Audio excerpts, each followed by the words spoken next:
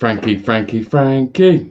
Seventh, mate. It's getting worse. What's happening? I don't think we'll be beat again from now until the end of the season, to be honest with you. Going unbeaten. I reckon you could be right about getting your passport out. Telling you, mate, it's happening. It's on. That at any other time, West Ham lose that game tonight. Yeah, I've just tweeted, funny enough, massive character shown from the side, team, squad, everyone there to come back and win that. Not win that, come back and draw that. That, as you say, that's a game you go behind. Look at last year. You know, we went in front and ended up losing. Twice, wasn't it? Home and away. And that tonight just shows the character. I think the sending off probably worked against us, if anything. It did. I think we go on and win that game. I think it made them be extra cautious. Credit to David Moyes once again. I see a lot of tweets around at half time. I don't think it was a particularly good half, apart from the first 5 minutes. I thought Kufau was superb all night. But on that, before we go into the game, what you just said there about, at half time, everyone was massively panicking, right? And normally, I would have been the same after a performance like that in the first half. I've got used to that now, mate. We do that. We sit deep. We make it difficult. We play like the away side. Everyone says it. That's what we do. But I went into half time still thinking this game's there for the taking. We created chances without really doing a lot, mate, to be honest with you. And I really did think the goal would come. I never felt at any point we would lose that game tonight. I genuinely thought we'd have gone on and won it. But there are a lot of improvements that we can make. But there were still some really good performances tonight, mate. There were some average ones, but there were some good ones as well. And you was just about to mention Kufau. Take it away, mate. Yeah, again, going back to the half-time thing, I thought the only two players... I tweeted this, and when I say the only two, I'm going to have to start with Declan Rice, because we've just come to expect Declan Rice to be outstanding every week. So I didn't include him in it, and I put the two players and the 8 outfield players, because unless Declan Rice does magical things, like when you look at the whole game, I think he was fantastic tonight, if I'm honest with you. I didn't include him in my initial tweet, and I thought the first half, Kufau was superb, and I thought Ben Rama had a bit about him. Thought we gave away the ball easy, but he had what we needed, a bit of drive forward. So this is where David Moyes deserves a lot of praise, that change at half-time. I backed Fornals. I don't think Fornals played well first half and deserved to be bought off. And that change, you said it yourself, we spoke to each other, Lanzini for him. That was the right change, because that brought on a player who was going to drive it, as he done. But going back to Kufau, I've been on here many times, spoke about him, how he gets exposed. You know, I've never once said he's a bad player. He's been a great signing. I've always said it's a shame we haven't got him with Ryan Frederick's legs. However, the man was superb tonight, and as good as performance as his debut against Leicester. Superb last week. Don't think it was as good as his debut last week, but very, very, very solid last week as well. Do you know why for me? Because them 3 games we've played a back 4. He hasn't had to be that wing back where he may have been exposed, where he hasn't got the legs, like we've seen with Zabaleta when we had him at times. As a right back, you get away with it. You can't play them players. That's my take. So when I've been called out already on Twitter for it, not very good, that Kufau, Baz, is he? I've never once said that, and everyone on here would back me up. But I've said he's been exposed. Do you know what? It plays into what you say every week. When you go, players ain't sometimes bad. They're just not played in the right way, which exposes their weaknesses and makes them not so good playing in that role. And you're absolutely bang on. As a wing back, he gets caught out, but as a right back, he's superb. Mate, it's the same thing, and I've said this, and listen, I'm going to use a couple of examples here. With him, as a wing-back, he hasn't got the legs to it. We all criticised Cresswell as a left-back because he had no protection in front of him, which was Anderson. Now let's try and think of Anderson. Maybe he ain't the left midfielder. Maybe he needs that chance to be that flair player that we need, or what he is. I don't think he'll get an outside now, and we probably wouldn't need him, if I'm honest, but... You know, we've all judged him as a left midfielder, left winger. It's not for him. That's not right. We're doing it with Sebastian Haller. People ask me all the time, what strength does Haller bring? I tell you what he brings, what he done tonight. People said about his bicycle kick last week. That's what he does. It's instinct. He's got a technique and ability. He hasn't got an engine, a physique. the power that Antonio gives us. And when you want that from him, you're not going to get it. So he will look bad. He won't look what you need. But with him, you will get what he's done tonight. Maybe you only get once in a game. You only used to get that out of Berbatov once in a game. No one ever expected Berbatov to put the graft in that Antonio does. And that's the thing. Teddy Sheringham. If we have got Antonio coming back next week, there's big decisions to make because Haller's gone and done it again. That the week before Antonio's coming back, he's gone and got a goal. You can't do it to him last time and then take away his opportunity to build on that, and you can't do it this time. I have to say, I don't think he done a lot in the game other than when he scored. I was very disappointed with his first half in terms of his work rate and energy, which is the same old story with him. However, we've always said, you know, if he gets players around him, he could be a decent striker for us. Well, next week we've got the opportunity now, play them both up there against Chelsea, mate, and they'd have a right go at Chelsea, the pair of them. So I would do it. I don't think David Moyes will. I think in that game, he won't be that aggressive. He won't take the game to him that much, and it ain't going to be something that he's going to do. So I'm fully expecting Antonio back in for Haller next week. I think that would be really harsh on the bloke again, and I think probably that would be his final straw. And if that does happen, I think he has to walk in January, mate. Yeah, I'll make you right for that. And I've got to be honest with you, if Antonio's rushed back next week, to bring him back in this team, he needs to be finishing the last 20 minutes of games to get fitness. Not start him, because we know what happens when he starts him. You lose him at half time and he's gone for another 4 weeks. Get him back into games. We've done this in the Cup with him the other year. Last season, was it the season before up at Newport? Pulls up with a hamstring straight away. Ease him in. Haller deserves to start again. Doesn't and deserve you're right, to be actually, to have Antonio coming on in the second half against Chelsea, mate, would be a big player to bring on. And mate, before he turned his form, Antonio, at lockdown last year, we all said this is an impact player. Bring him in off the bench. What's the harm in doing that now? Why he's coming back from an injury? For me, that's the way he needs to be brought into this team. Haller deserves to stay there. A great point here, so I just want to pick up on it. Do you think Balbuena stops Benteke scoring tonight? I absolutely do think that Balbuena would have been a lot closer and potentially stopped Benteke scoring that goal. I think Diop lost his man completely, was nowhere near close enough to him, and I do think Balbuena would have done better. Diop had a terrible first half positionally. He looked rusty. He looked like he hadn't played a lot of football for a long time. However, second half, he grew into the game, and I thought we had a decent second half. Just quickly want to touch on, I want to comment on that, but 2 comments. Ben put in there, Antonio wouldn't have scored that goal tonight. Ben, I'm not saying you're wrong, but let's remember Antonio's goal he scored against Man City. Wasn't a bicycle kick, but it was from the side, same sort of thing. A little bit different. Yeah, but the same sort of in to get your leg up like that, I don't imagine Antonio doing that. And that's what he offers you with that height. But back to Balbuena, I do think Balbuena possibly would have been better positioned. However, I can't forget last week at Leeds, the first minute when we all blamed Haller for losing the ball in the halfway line, getting between the 2 defenders. The last minute, the header got in between the 2 defenders that put it in. Just to pick up on that, a lot of people started to blame Haller for tonight's first goal as well because he lost the ball. Mate, Fornals was completely out of position as well and he didn't get anywhere near down that left-hand side tracking back. He was lost, completely lost. Mate, so we've had it. There was a long way to go before they got the ball from there into the back of our net. So it's, you know. We've had it for a long time and we've always been the same. We get boo boys and then boo boys will continuously be to blame for when it's wrong. If we were 3-0 up tonight, and then they conceded that goal, we wouldn't even be talking about, or Leeds last week, you wouldn't be talking about the mistake from Haller. You wouldn't do it. It's because of the situation and that's what we do. And I tweeted at half time. All the blame seems to be Haller and Fornals for everything tonight. You know, I just think we're a lot for Fornals, but I think we haven't seen enough for him for a while now. I think he showed a little bit early on, didn't he? He was getting goals, he was getting assists. That's all stopped now. We haven't seen him have an effect. All we see him is missed chances at the moment. He missed another header tonight early on.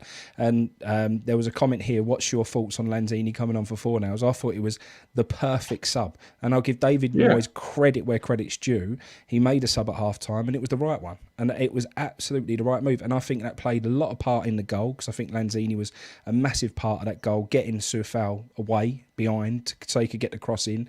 And I think Lanzini looked bright. I think he looked... Do you know what? Tonight, Ben Rama played in a sort of number 10 role. While he floats around in there in a free role and looks good in spells, he doesn't look like he knows how to play that number 10 role very well. He doesn't look like a natural number 10. Fornals, we don't know because he never plays there. He's always too wide. Lanzini looked like a proper number 10 tonight. He looked like he knew when to drop deep. He knew when to push forward. He knew how to play balls in behind. He looked like a proper number 10, and we've missed that. Do you know the only thing I'm going to say, and the only thing I'll say, is that there's a time, there's a position for a player, if I'm being honest in the way I think of it. If you want the graft out of Lanzini with tracking back, whether he makes the tackles or not, if you want that graft from him, you won't get the same work rate as Fornals. However, if you want that quick foot drive forward, then you're not going to get the same out of Fornals as you'll get out of Lanzini, proven tonight. That's where sometimes you just have to be a little bit careful on who you put in when and the way you play. But I agree. And for me, if we start the game the way we finished tonight, if we start the following game with the same team that started the second half tonight, that would be right for me. Because that's the way we should be playing. Not hoping and expecting it. And Fornals ain't in that team for work rate tonight. Not in that setup. He's in there. When he's playing that wing back, he's in there for work rate. I would not want to see Lanzini as the wing back. No, definitely not. And he has been played there at times with us. And again, what you said before, when he's played there, he don't look as good as when he plays in the number 10 role. What's happening to players like Fornals at the moment and Haller is exactly that. Play Lanzini wide, no good. Play him number 10, superb. That is, you can't. You got to play players where they play best. And mate, that's what I've said before, and that's why I didn't write off Cresswell. I've not written off Anderson. I've not written off Haller. I've not written off Fornals. I just think you have to play these players to their strengths. I think Kufal is looking at the signing of the season at right back.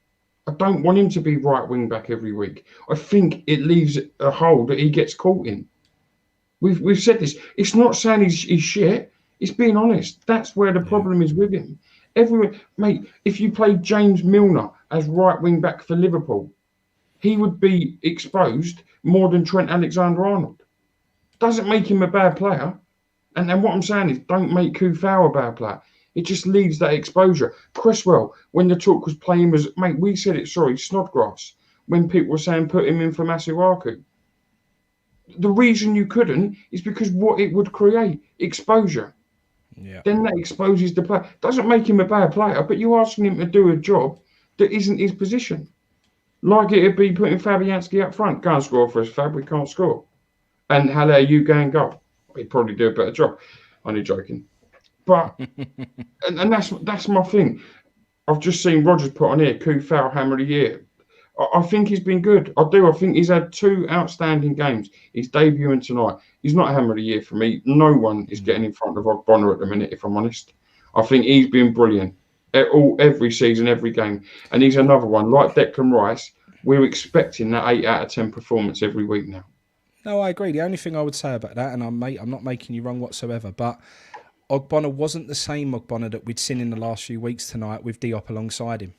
And I do think that says a lot, that when Ogbonna was a bit out of form, is that because he was playing in the back 4 with Diop alongside him? And maybe Balbuena's given him that bit of extra confidence around him that he's not going to be out of position, that he's not going to be lost when, Benteke's standing on his own and Diop's let his man go.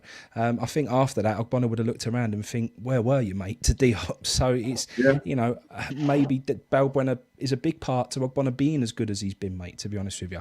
Anyway, we've got somebody who wants to come in, mate. We've got Kingy wants to come in and have a chat with us. Let's see what he thought about tonight's game as well. Welcome to the show, mate. Hello, mate. Hello, Baz. Hello, Frankie. How you doing, mate? You good? Yeah, not bad, mate. It's a bit... Woke up early again this morning. Nice. What's the time out there? What's the time? It is 8:30. In the morning? Yeah, so I woke up about 5:30 this morning, so that was an early one. And you're mad for it, aren't you? Mate, every weekend, my missus is going to kill me. But to be honest, I would take that point all day long. After what I commented earlier, I flew back for the Boxing Day game last year against Palace. And cost me an arm and a leg to get that ticket, by the way. But we lost that one. We lost the reverse fixture at home as well. And we come away tonight with a point, which I think shows how far we've come as a team from last year to this year. Obviously, I still think he's making the substitutions too late.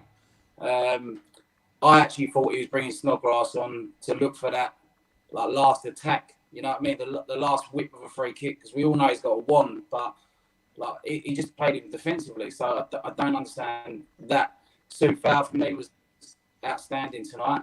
I think that was definitely one of his better games. Sue and Rice back to their old ways. I actually thought it was quite a good performance in the end, considering that we lost both fixtures last year. Yeah, and like you just said, I think as well, to come back from going behind tonight and all, that shows the spirit that's in that team and the fight. We would have folded before and that. And that, for me, that's a big positive to go behind tonight, to come back and I don't think we necessarily deserve to win it. I don't think the performance was brilliant. I don't, if I'm honest. I thought the performance was good, not brilliant. And that we definitely deserved the point out of it. I ain't convinced we deserved 3. I'm not, if I'm honest. But we didn't deserve to lose. I don't think a draw is really that unfair on either side. No. And I agree with you, Frank. 4 nows for me. I actually think I play better players in the Sunday League. And that's in Australia. Seriously, some of the geezer can't do a 2-yard pass. He done it twice tonight. And you can say that he runs all day long. I run all day for 80 grand a week. I just don't understand. It's good you give it all for the team and you really go for it. But when you ain't got no penetration and you're actually an attacking player, if you can't put the ball to the goal, what is the fucking point? To be honest. Yeah. And that's my point, mate. I think this whole... I don't think he's done that. This whole 4-0 tracks back and helps out defensively, I think, is a myth, mate. I've never seen him make a tackle defensively. I've never seen him help out a left back. So, it's not always about making a tackle, though, is it? It's about filling space and closing space. No, I agree with you. But what I'm saying is, see that bloke tonight. We got really bad interference. Everyone's writing and all cracking up. I can hear it really badly. Sorted? Hello? Yeah, we're good. Yeah, it's gone. Yeah. No, I've got it. Yeah, it might be better. Can you hear us? Yeah. Can you hear us? We're good. I can hear you. I can't get you. Right, any better now? Yeah, it's much better now. It must be the line coming from over there. Yeah. People are commenting and all sounds cracking up. We'll try it one last time. We'll give it another go, mate. Still, I've got it, mate. Probably in my ear. There's some bad crackling coming from over there, mate. I've got the same coming from your line. It must be the dial-up. It must be the dial-up from over here. You got a snake or a spider in the line or something? Mate, I can't hear that. It's in my ear.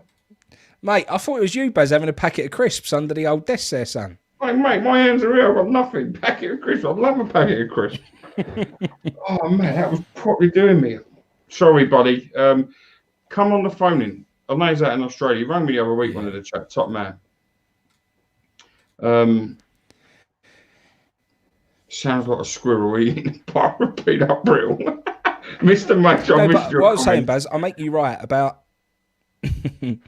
I'll make you right. It is about tracking back. It is about closing down space. It's about all of them things. What I'm saying is when Haller lost the ball tonight, mate, Fornals didn't even get close to tracking back to close that man down.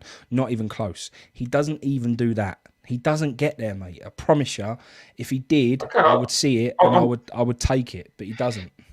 I'm not saying tonight, for an example, was right. I thought the shift he gave last week at Leeds was incredible, but got slated. That's my point. But if he had scored one of them chances or set up the goal, no one would have slated him. But no one would have praised him for the shift he gave. To come out with status, he's fucking shit, is beyond me. Let's not forget, this is Fornals, who we all think, as fans, is a creative attacking midfielder, right? None of us know what instructions he's given from David Moyes. None of us. True. We're all sitting here. You're saying Declan, and we've said it. Declan Rice is the best centre defensive midfielder in the league. We're saying he should be sitting back, not wanting goals. We're not knowing what the manager's told him. No. And that's my point. When you watch a player run their bollocks off like that for 90 minutes, or however long, like the Leeds performance, tonight wasn't a good game. I agree. I can't defend him tonight. But watch what he done at Leeds. To be slagged off, that man's shit, don't ever want to see him in a West Ham shirt again. That's for me, that's a mad comment. You have to see everything he gives, not just expect him to keep giving assists or keep scoring goals. Yeah. No, and I do agree with you, mate. And sometimes, it ain't about the glory. Sometimes it's, and we're saying it to Rice at the moment. Sit deep, do the job that you're good at. Do the job, and I think he's been doing that in the last couple of games. I think he's been dictating play from the back. I see sometimes, right, when we get the ball deep, players dwell on it. Rice goes over to him and goes, "Kiss the ball here, I'm going to move it on." And he gets the ball off him and he looks up and he tries to get play going. And I love seeing Declan Rice do that. And I think Declan Rice has been sitting in. And tonight, for me, was the best game Rice had in ages. I thought he was superb defensively tonight. I thought he dealt with Zaha brilliantly. Soufal and Rice, between the pair of them, didn't give him a minute. I don't think I saw him have a shot. I think I saw him fret. I don't think I saw anything from him. And that was credit to Rice and Soufal for doing that. We got Jazz who wants to come in. This is going to be a good one because we've had a few comments and we're not seeing completely eye to eye on everything at the moment. And I love that because it means we get differences of opinion and we see. The only thing I want to dig him out for straight away, Jazz, is you not me for being a little bit negative the other day, and I was the one tonight who was positive and thought we was going to get the result. I tell you what, it's passion, isn't it, for the same thing that we love when you think about it, isn't it? That's Absolutely. what it's about, which a lot of these other teams haven't got. Jazz, before we start, can we have a look at your room? You've got some impressive pictures behind you. Yeah, I'm loving that. Before my bloody thing falls down, so let me move out the way. So I've got the Machiavelli Cotti here. I've got the 1980 FA Cup winning team in the study you can't see. I've got the Billy Bonds, which was only a certain set signed by him at the bottom, the top one. Yeah. I've got the Canio. Jazz, you're getting carried away. I'm on about the thing on the bar, the Guinness thing. That's what I'm liking the most. Oh, here's the whole bar. That's the one. That looks fully stocked, to be fair. It looks fully stocked. Yeah. I've got Marilyn Monroe at the top, God bless her. Got all the Bacardi. I'm famous for being a rum fan. I've got the Mount Gay. Went to the Barbados distillery a couple of years ago. Bobby Moore, the God. You got the double Billy Bonds there signing. Got Devonshire a bit below there with my finger is Devonshire. You can't see. Yeah, see it. Brilliant. From Shoot magazine and Baz when we were little growing up. That's from Shoot magazine. Can't beat them. Shoot was always the best. And if you go a bit this way, you got the whole. Actually, you can't see it, but I've got all the team groups going back a lot of years. Signed Mark Ward there when we beat 85-86 Man United 2-0 in the replay. Just there. Brilliant. We got the whiskies. If I keep going to that way. Up there, you got the. When I was 40 years old, above the fridge, you can see my mates gave me. Jazz, what's in the fridge? We need to know what is in the fridge. Probably fucking curry, mate. For that, If I said that, I'd probably get done for being racist. Listen, I'm the biggest. I'm the biggest one, mate. The biggest one. Yeah. Was it a good point tonight, mate? Was it a good point? Come on, let's get down to it. Was it a good point?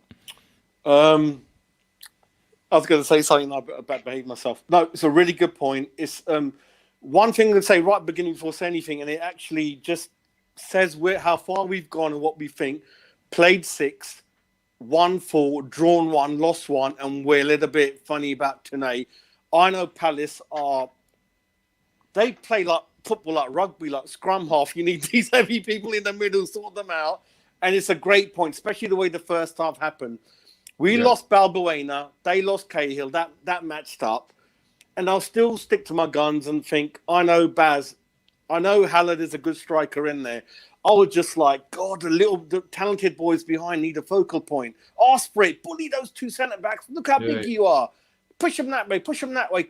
Just be vocal. And they just couldn't get that. You know, they didn't have any confidence in Hallard. But I was saying on the group earlier, as soon as I have a go at him, hopefully he'll come, you know. But and the substitution was fairly early-ish for David Moyes as well. It was. And it could have been 2 with Benteke with that flick, and I've never seen him play that well for a long time. I think it's his first goal since 1989, but there you go. But no, it's a good point. It's a good point. I think we're 7th in the league, and yeah, we don't. It's easy to get carried away as human beings, and they get a little bit greedy, and it's that kind of league. Yeah.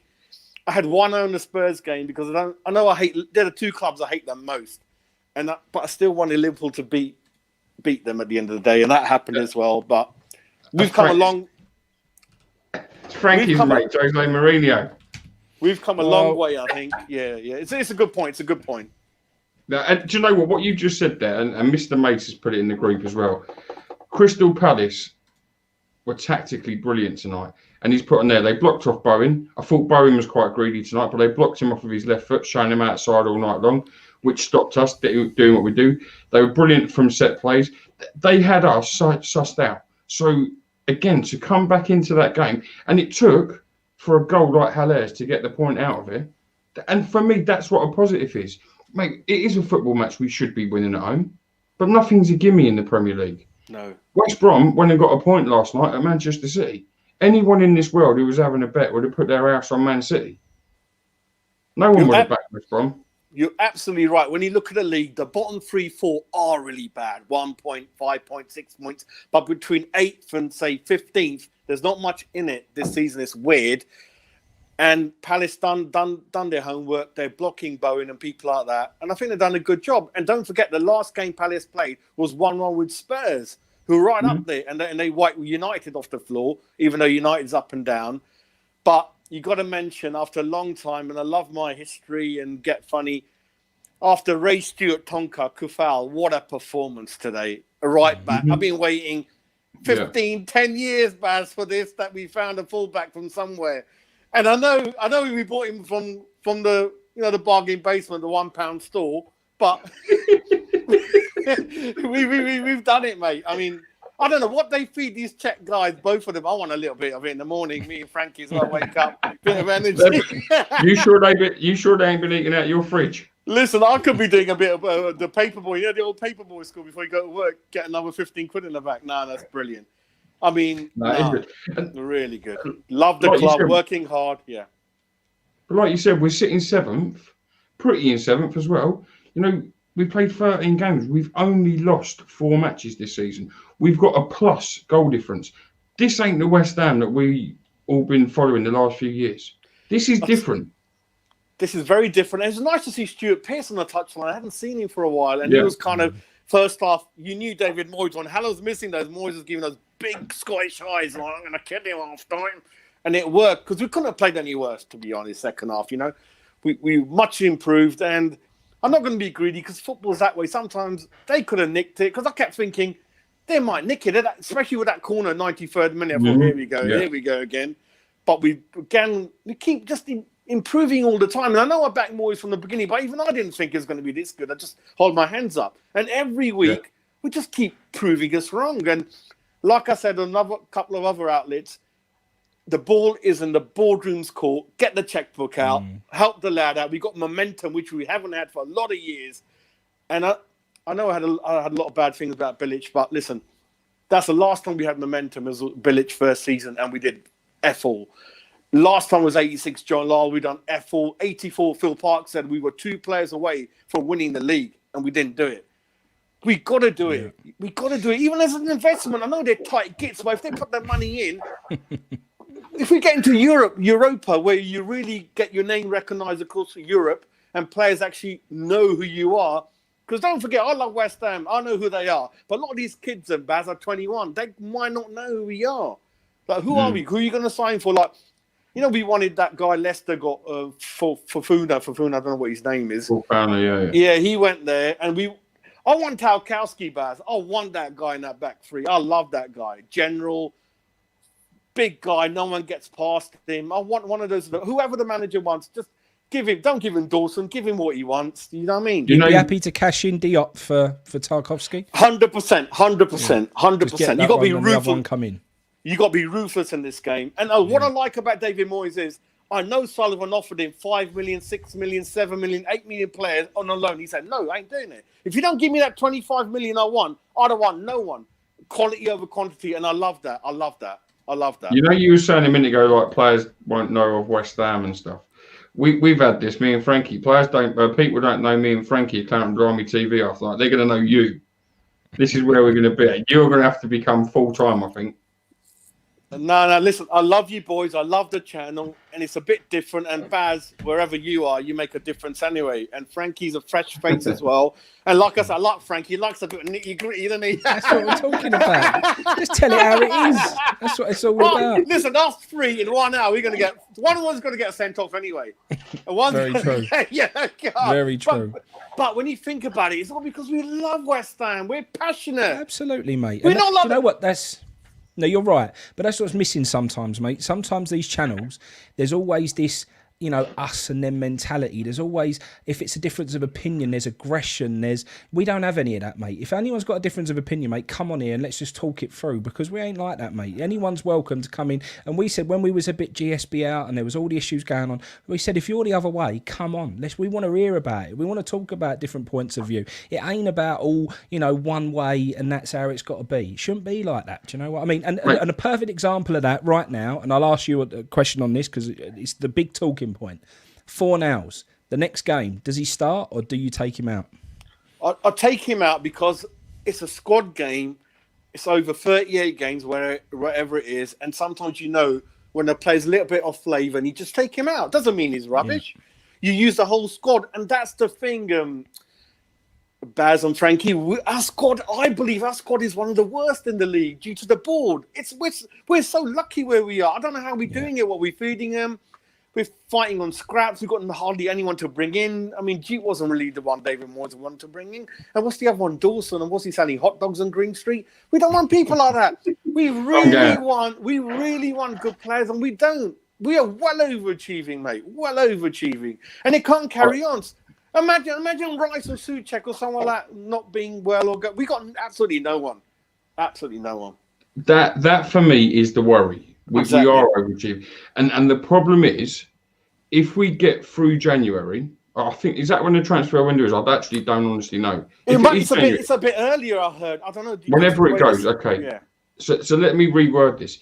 If we get through the transfer window, as we are, all rosy, and there's no investment, we said this at the start, we're only an injury away. Look at our group chat when Cresswell went down. Yeah, we straight away shit ourselves. And that's my point. Yeah.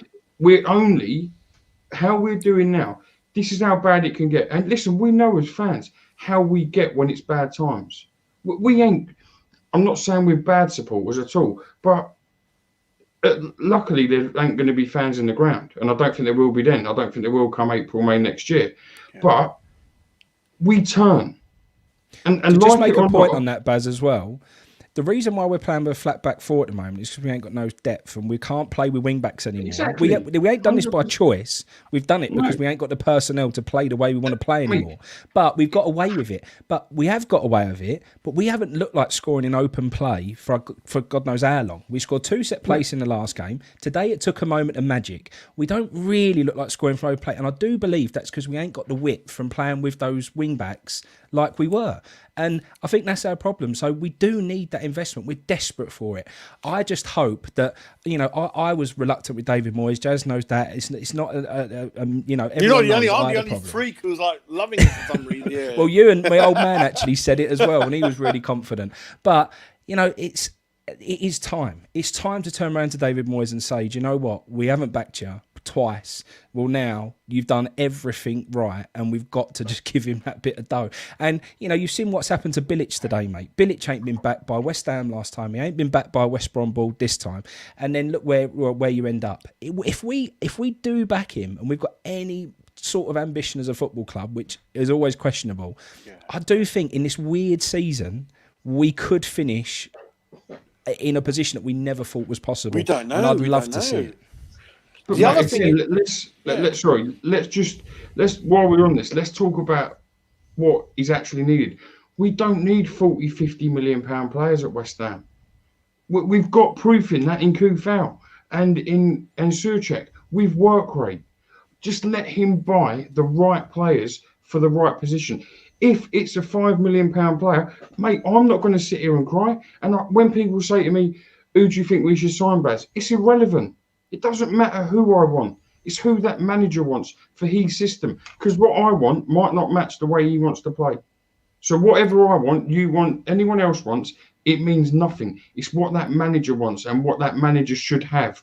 And he shouldn't have his hands tied behind his back and told by the owner of the football club, can't have that one who you want, you're going to have my one. I think going back to Frankie's point, I know we haven't scored a lot from open play. When you look at the stats at Leeds, I think it was 19 shots. Yeah, so the shots are being created. Yeah, You need that quality at the front to put it in the back of the net. And I went back and I said, listen, Callum Wilson, Mopé, people like that, they get 3 chances a game if they're lucky and they put one away. And we're putting, and Ben Rama, he's scooping it like, you know, with a spoon like every other minute in the box, and there's no one there for what, you know, not to put it back of the net.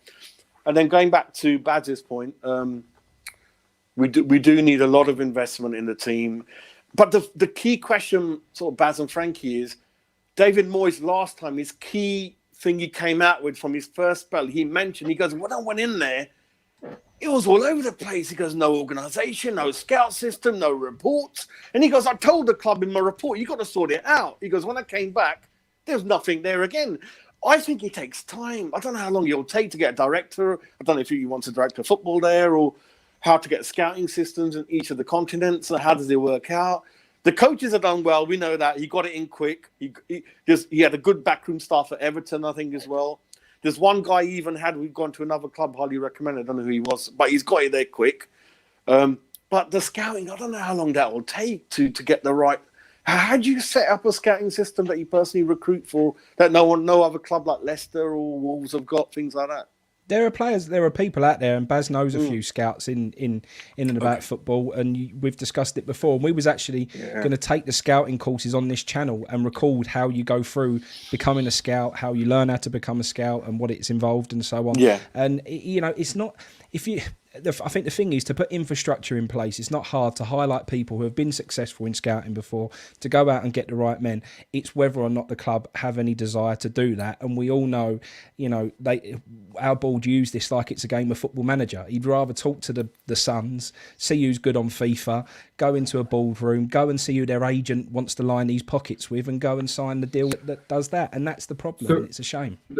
And the big problem for West Ham, and we know this, and again, you know, this is nothing against anyone. This isn't a dig at ex-employee. This isn't a dig at Claret and Hugh. West Ham is unprofessional under this ownership. That's the problem. That's why when you say, how do you do it? We don't do it. Because what we do is we have Jack Sullivan and Dave Sullivan Jr. talking to their dad. You know, and again, I'm not digging at them two. Jack Sullivan used to tweet it, got grief galore off of supporters. So what happened? It gets moved on to people like Claret and Hugh, to people like ex-employee. The stuff them two people alone come out with, and I'm going to keep saying this because it's not a dig. The stuff them two people know and come out with isn't through someone who works at the football club. You don't find out the nitty-gritty of everything through that. That's from a source. Isn't it strange that when them two come about, Jack Sullivan disappeared?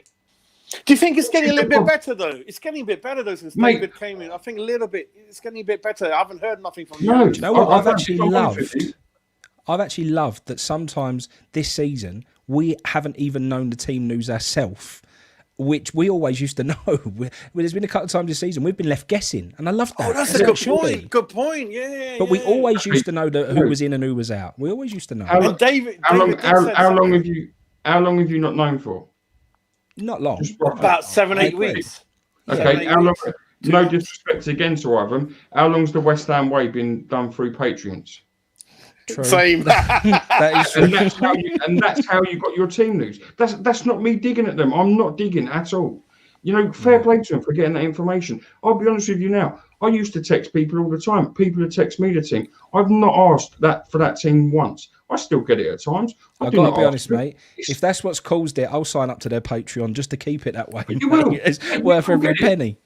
And at 1 o'clock on the Saturday afternoon, you'll get the team through your Patreon. But what they ask now is it not to be tweeted out? Rightly so, because that's what people pay for. It's not a dig at them people. Credit to them. That's what they do. That's how they earn money. That's their knowledge. They're an ITK for a reason. There's a reason they know and get things right. They get right because it's not guessing, it's knowing, and it's being known from the correct sources. Yeah. So respect to them for that. It's not a dig, but that's why it's changed, and that's why people don't start putting the teams out now. When the teams come out, or the news is, look at every source: ex-employee, ex-employee, ex-employee. Yeah. Well, it's on to the next one for us, chaps. We're obviously sitting pretty in 7th, and we've got Chelsea on Monday night now, so they've got the weekend off. I think there's a lot of improvement needed for Chelsea, but what's your thoughts around that? Do you think we've got a chance to go and roll them over? They've been a bit hot and cold. Can we go there and get a result? Do you know, before every game starts and seeing how good we've done, I say to my mentally self saying, oh, if we lose, or I can take it because we've kind of done so well. But once the game starts, the passion starts, the swearing, the aggression, how dare we lose? So with Chelsea, we're their bogey team, aren't we, Baz, Frankie? We're their bogey team, Chelsea. Yeah. Frank Lampard's like, no, especially after what happened at Wolves. We're bloody much better than Wolves at the moment. We are better than Wolves, and that's my point. We're better than Wolves. People like Werner, we all tried him in our fantasy teams, didn't we? And what the hell are you, mate? But has that changed as well? Before the season started, we had Wolves in our first 6 games. We looked at them like they were Champions League contenders, like they were top 4. That's how we looked at Wolves. Now, all of a sudden, we're sitting here going, we're better than Wolves. That's a big turnaround. Even with Leeds, our fans sometimes they're saying, oh, their manager is what we need. He's organiser. They run faster. We outran them. We out-tactically done them. So every obstacle that comes along, we just keep brushing it aside. That's a really good point, and we had this in the chat tonight, and it would be interesting to see your thoughts on this, Jazz, as well.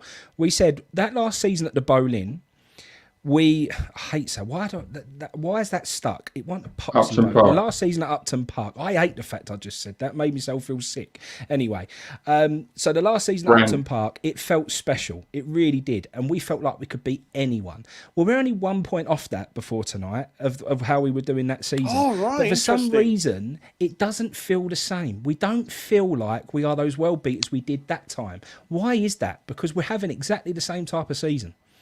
2 reasons, Sacco and Payet.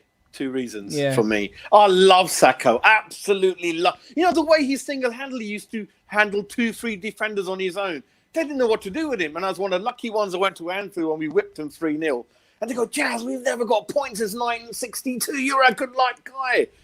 Yeah, I used to love Sacco. Then when he had that issue with his mind, I don't know what happened. He went a bit mental driving Lamborghinis into walls when no one's there. But it was Sacco and Payet for me, I feel.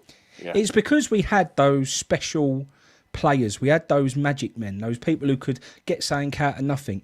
I think we're probably a little bit more together as a squad. I think we've got a bit more commitment, a bit more hard work about us. A bit different, yeah. It's a little bit different why we're doing so well this time round. You imagine Sacco in this team. Imagine Sacco in this team with the 3 behind him.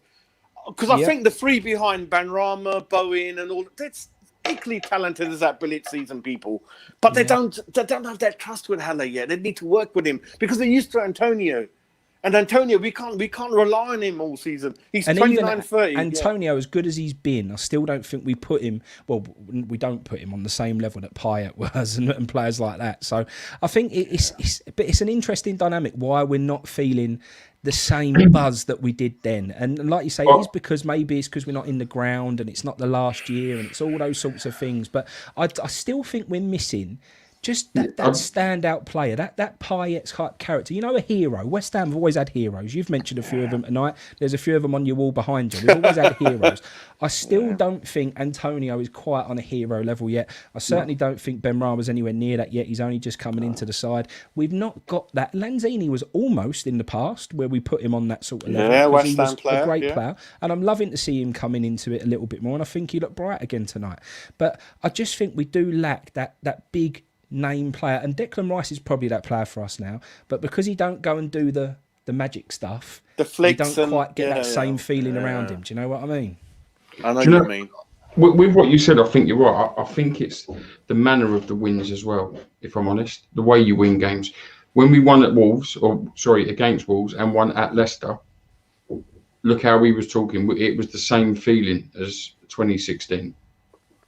Not rude, going and winning 2-1 at Leeds, grinding out a result, wasn't like going and winning at the Etihad 2-1 because of who Man City were as well. And I think that plays a part, the manner of the wins. Then I think we played such a free-flowing game of football. That's what was remembered. And I don't think we're a pretty side to watch at the moment, if I'm honest. No, I don't. But what we do the basics of football right under David Moyes. We didn't under Slaven Bilic at all. But we knew how to attack sides. And the same thing, it changed when Payet got the injury against Everton. It's the wheels. McCartney, whatever his name's done him, didn't he? Yeah, the wheels fell off the bus a bit at that time. Yeah. You know, because we didn't have that flicks and tricks man every single week. Kent put it on here before this in 2005. No, not whenever we finished fifth in the Premier League. 99, I think it was, under Redknapp. Berkovic and people like that were brilliant. Mate, that year, Sinclair, Frederick Coyote, not Coyote, what am I talking about? Canute, Di Canio, Joe Cole. All of them, mate, all they done was flicks and tricks around everybody. And it was like you was watching Brazil.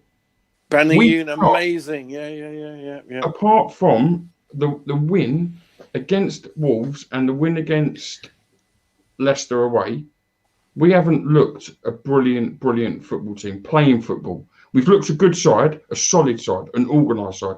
We haven't looked a good football team. Frankie, I'm going to ask you something controversial. Go on, go for it, mate. What would you do, Ozil available, Ozil? What do you think? Interesting question, isn't it? Yeah, I think we've got He's a West Ham player, but type. Yeah, we've got this thing around us at the moment where we become these, and this is my question. We're grafters at the moment. We've got those workhorses. We don't want to go back to your Andersons. We don't want to go back to those types of players. We don't. Yeah. And however, I think, like I said, we're missing one player like that. I think we do need that glory player. We need one of them. Opens things up, doesn't he? Like and do you know luxury. That's what we're missing. Benrahma, I felt when we played him down the middle tonight. And in the last game, I felt he looked really bright and he was really he loves that free roll. When we put him out wide on the left, I don't think Benrahma has quite the same impact. Second half, I don't think we saw Benrahma as much anywhere near as we saw him in the first half tonight. That's a fair point, actually, yeah. What I hope, though, we don't have there is someone who dictates to us how he wants to be played, that I only want to play in that free role, I only want to be the focal point, I only want to be the main man, because that's not what our team's about anymore. If he was good enough to do that, like Payet did, then I'd take it all day long. I'm just not sure he's quite at that level yet. He needs some time. So I think we need to be careful. I do think we need a magic man. I do think we need someone who's going to pull some strings, open up play. I think Lanzini looked like he had spells of that tonight, but I'm not sure he's ever going to be the Lanzini of old after the injuries he's had. He ain't got that zip, that little bit of pace. He ain't got that thing about him. So, I don't know. Obviously, we've heard so much about Arnautovic this week, and you know, is he someone that should be back at the club for me. Again, it's a big no-no again. Not. When you've got the togetherness we've got right now, the last thing you need is egos like that around it, because that will throw it all out the water. Do you know what I mean? So I know David can control him. I know he can control him, but oh God, I don't know.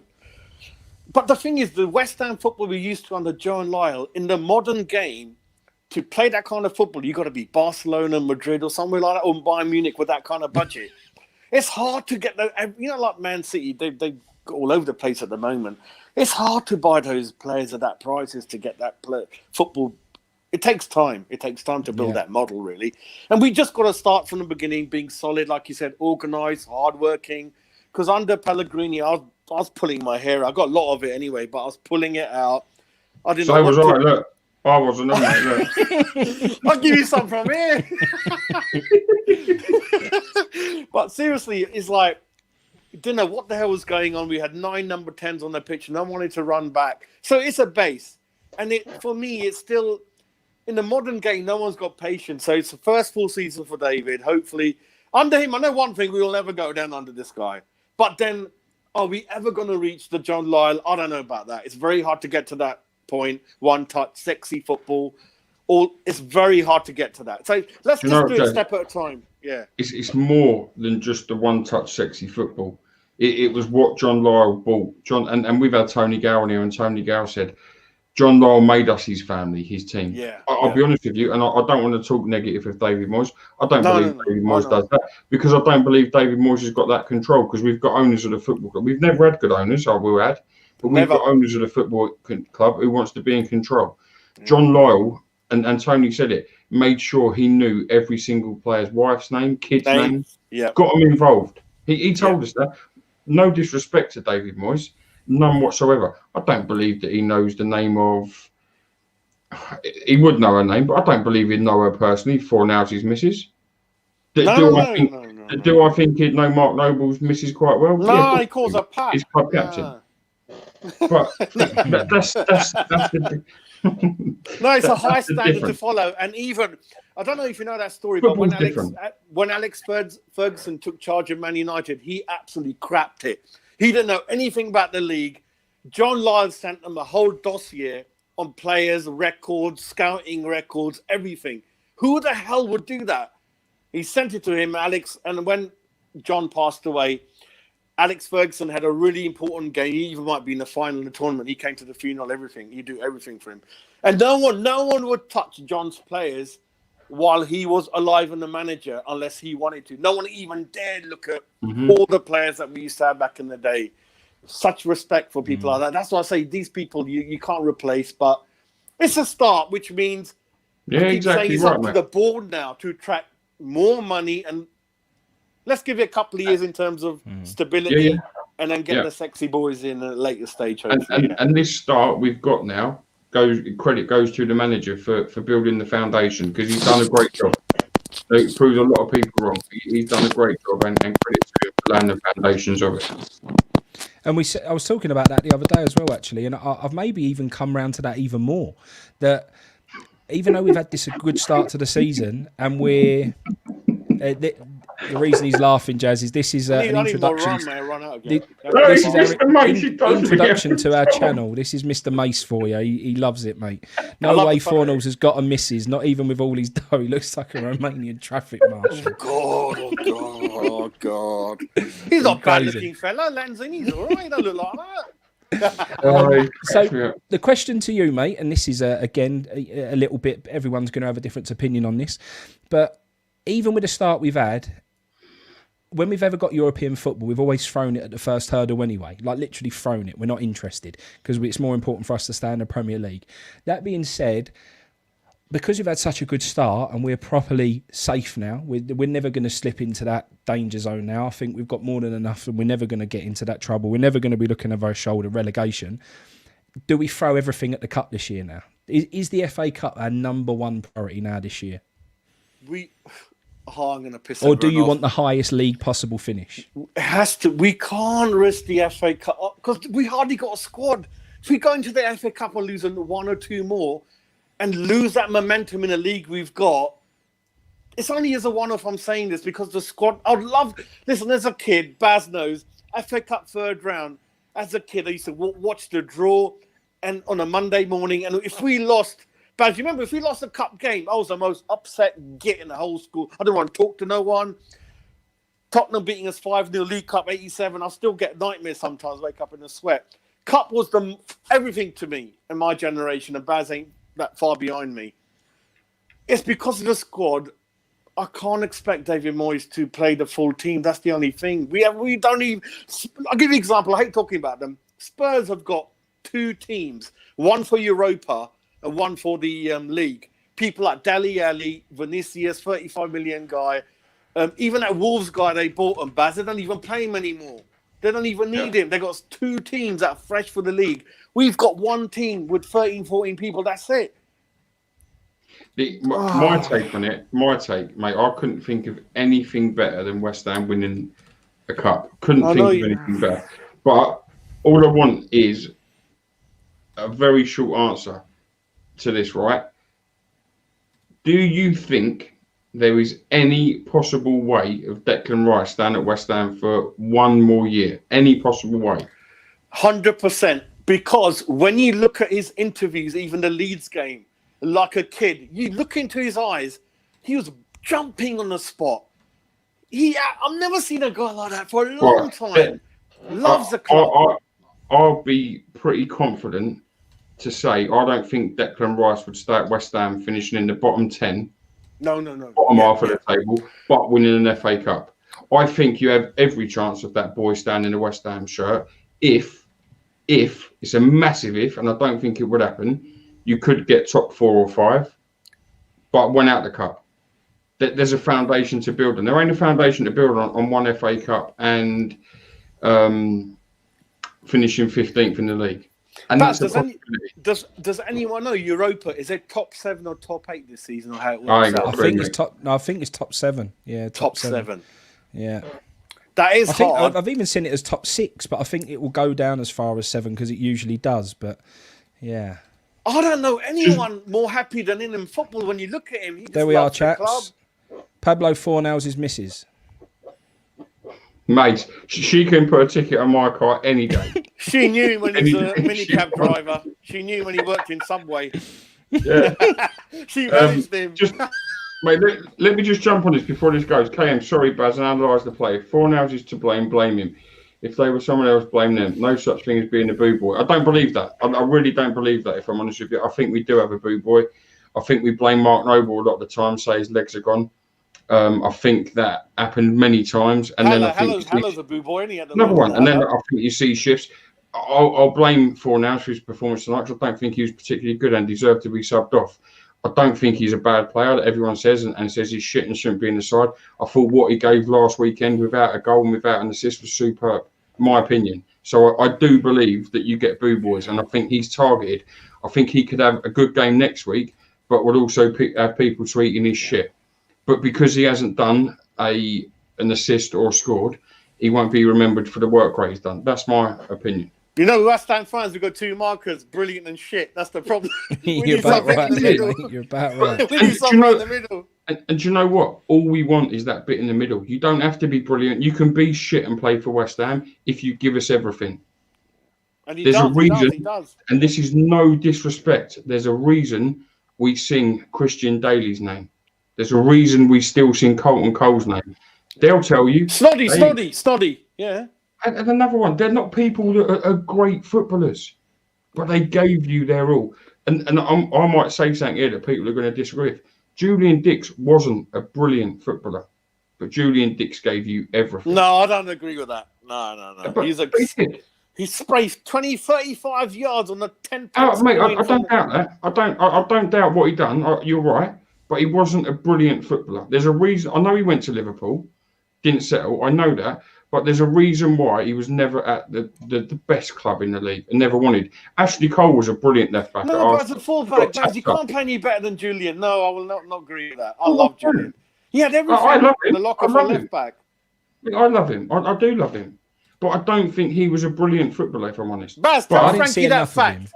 Frankie, you don't know this fact about me and Baz. I found out the first ever game, Upton Park, 9:89, Wednesday night, West Ham 2. I was mascot. He was mascot. How do you know that? You know what I mean? Yeah. I didn't know that. Baz was there as a 22-year-old. I was 10. Only joking, but no. I didn't see enough of Julian to have a comment on there, but I think a few more we could throw in the mix is players like, Steve Potts. Steve Potts weren't the best football player ever, but he gave everything. He's like a good example. He took a lot of stick in his early years, yeah. Going as far as, I mean, this is taking it to the extreme, was John Pantsil. John Pantsil was dire, but we loved him. He even had his own lap of honour at the end of the season because he loved West Ham. He just got us, didn't he? So, we're all about wearing the shirt. The king of that type of player is Jeff Pike, isn't it, Baz and Frankie? Yeah, He's the definitely. total king of that type of player. And I was just about to say, on the flip side, you had fantastic players who were brilliant, and every single player will tell you this who played with him at West Ham, but never went on to bigger and better things. Someone like Alan Devonshire. That man was different class. Because if he played now, he would be at the best team in this country, the way he played football. That's how good he was. He glided around the pitch. Bobby Robson is a fact. After the 1980 FA Cup final, he bid more than $1 million, Frankie, for Alan Dev. And because of John Lyle, he goes, not doing it. And Bobby Robson was going to build a whole England team around Alan Dev until he had that really bad injury against Wigan in the FA Cup. I think it's 84, and they changed. And John Lyle said, "Shit, man, you don't." Thomas Repka weren't brilliant, but he gave everything. The geezer's a hero to West Ham fans. Walk around the pitch crying his eyes out, lap of honour. James Fever here, look, John Pansel behave, but it was true, mate. We used to sing number 1 is John Pansel, number 2 is John Pansel. I'm not sure, Frankie. I don't know. We talk about Julian Dixon, Jeff Pike, and no, but what I'm saying is, no, but that's where I'm going. What you're saying, you're talking about players. There was an argument that they were actually good players. What I'm trying to say is we've had players who hardworking, dire, terrible, but get us, give everything, just want to play. Mate, that season when we had John Pansel, right? I travelled everywhere that season, went up and down the country. We sang his name non-stop, number 1, all the way to the subs. We all dream of a team of John Pansels. That's what we used to sing it non-stop. We loved him, and it was just because that's how he was. Another one was Joby McAnuff. His dad used to get the train with us all to all the away games, and we used to sing he only scores wonder goals. We loved Joby McAnuff, but again, we've had some dire players in our time, but like Joe Cole said on BT Sport, it's not very hard to please West Ham fans. Half time, 2 players I was wishing we had in the first half was Scott Parker and Bellamy. That driving player in the middle, grab it, wake up, you bloody gits, and start driving at Palace. Very great player. Right. Good. Bellamy, unfortunately, got injured a lot. I used to call him the Porsche 911, Baz. He used to drive and run like a Porsche. Do you know what? It's what you're saying. Do you know what? We missed that nastiness, didn't we? We missed that nasty player. That player who's willing to really upset the game and upset teams. And you mentioned tonight, like your Julian Dixes. I don't think we've got one of them. If the game's not going your way and they go and smash a crunching tackling and it G's the rest of the team up and everyone goes, come on. Trying, Rice was very young. Got that. Yeah. And another important point, Baz and Frankie, we haven't still got a penalty this season or one of the fewest last going 3-4 years. And I mentioned somewhere, we need to get that. I don't want to mention diving. It's against our club, but we need to smarten up a bit. There was a chance, wasn't there, first half? Bowen. No, you are right. And we argued that the other day. You are right. From Kouyaté. Bowen's chance from Kouyaté, you're right. I thought that's a penalty, mate. Sometimes we've got to play the game a little bit more than what we do. I think we're too honest at times. Yeah, we have. You are right. Sometimes we've got to do the ugly thing. We hardly got any. I was saying to the boys, if we get a penalty, who's going to take it? I don't even know. Who's that penalty taker? I don't know. Well, Baz will take it. I'll eat it. Antonio must be. When you took that one against Man United, Baz, I cracked myself. I go, I don't want Antonio taking the penalty. Yeah. I think he's now the penalty taker. Obviously, with him starting not noble. I don't know who would. No, Lanzini, come on. I reckon it probably would have been Ben Rama. I would have said Ben Rama. Haller had it in. The first penalty someone's ever headed in. Haller get on the floor, and he'll just tell you take. Gerard might have taken it. Cresswell, mate. Easy set piece, man. He might have taken it. Great penalty, mate. Yeah. He might be your man, Yeah. Well, chaps, left backs, we've had a good chat. We've had a good. I'm empty now on the old drink front. I need to go and have one before bed. Little nightcap. So yeah, mate, it's been nice having you on. Lad. Good chat. Good work. I'm joking. Top man, thanks for coming on, mate. buddy. No bother. Much appreciated. You Keep take care. Work. Love you, lads. So, mate. See you See you later. later. Take care. All the best, mate. Bye, mate. Take- Good that, mate, wasn't it? Yeah, there's been some good comments on the old players as well. I love seeing old names. George Parrish coming up. Love it. Absolutely love it. My best days. Never, ever replace them. Mate, you wait till that first season when we can go back again. I'll do everything I can to top it, mate, because I'll make it the best. But I can't wait. It'll be like a carnival atmosphere if we can go. You won't be taking me. Shut up. I'll put you in a boat and take you. I ain't going, mate. I'll drag you there. No. I go to an away game. We can get back. Yeah, that'll do. That would. I've said I'll do an away. The next home game I'll do, genuine, the next home game I'll do would be Mark Noble's last ever game. That would be my only exception because I'd want to go and pay my respect to him. That's it. I wouldn't go to any other game. And I proved that, and I mean I'll do it, when we done our, what do you call it? The lucky wheel thing for Isla. Yeah. I won't go to that, mate. I won't do it. I cannot. I've made myself a promise. It hurts me. I can't do it. But I'm not even bothered about going in the ground. But that first game, we've got to be outside and we've got to be in and about, haven't we? Oh, yeah, because I'll tweet GSB out, so I have to stand at gates as well, don't I? If I tweet it. I forgot that. We'll be there and we'll be having it. Right, mate. It's been a good night. Yeah, indeed. It's a draw. Positive. It's another point on the board. It's another point that West Ham wouldn't have had previously, mate. We would have thrown that game tonight, but we got another point. Yeah, we're still unbeaten for the longest run since I can remember. So happy day. Rolling on to Chelsea on the positive, mate. Chelsea next. It's time to, time to go and do something big there as well. Harry is just giving me the invite that I might need. Jaeger's incoming. Chelsea next. We know what they are everywhere they go. Leave that song in your head. Mate, absolutely. Good night, everyone. Have a good one. See you later. Thank you. We'll see you another time. I'm forever blowing bubbles, pretty bubbles.